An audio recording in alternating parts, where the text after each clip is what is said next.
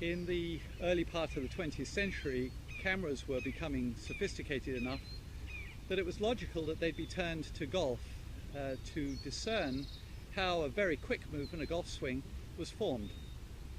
One of the early conclusions was that there was a climbing over of the club as you went through the golf ball. This was the term used, climb over. What was interesting was, though, that the early interpretations actually were more accurate than the ones I hear nowadays. It was agreed, and George Duncan, the 1920 British Open champion, a fine Scottish golfer, he, in picturing his swing, was agreed to have climbed over, but the conclusion was that it happened after the ball. They were right. It wasn't appropriate, as was subsequently more commonly concluded, to roll the wrists to accomplish that shape. I did my apprenticeship and then went to work for Roger Foreman at Belfairs Park, and he was a fine man and a great golfer and a fine teacher. We joked with him somewhat about his propensity for teaching to roll the wrists. We called him Flicker, somewhat kindly behind his back. And he was mistaken in this regard. It wasn't some intentional rolling of the wrist that achieved the photographs that were being viewed as appropriate positioning.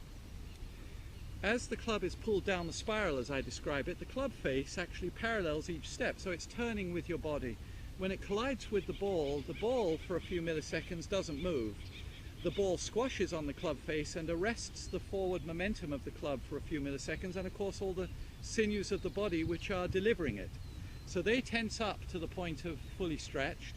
When the ball does finally decide to bounce off the club face, they are released, and as a rubber response, the wrists appear to snap over. It wasn't an intentional snap of the wrist that accomplished that. It was a patient waiting for the ball to leave so that they would naturally do it anyway. Now, Ben Hogan dealt with that in his famous book, The 5 Modern Fundamentals. He was enthusiastic about us not pronating, but in fact supinating as we come down through the ball. He thought it gave more power, and in fact, in his case, protected him from a hook.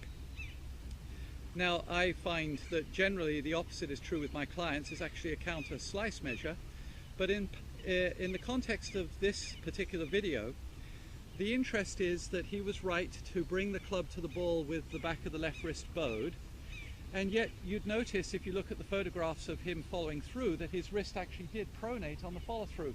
How is this possible if in fact he was trying to avoid that? Well, same reason. When the ball and the club met, that pronated shape was of course made impossible, but as soon as the ball left, the wrist would then snap and seemingly flick into their released position, which included some amount of pronation on the follow through. So we don't roll the wrists on purpose to accomplish this. We don't flick. We swing correctly down a spiral with the wrist supinated and wait for the ball to release the club so that the climb over occurs after the ball.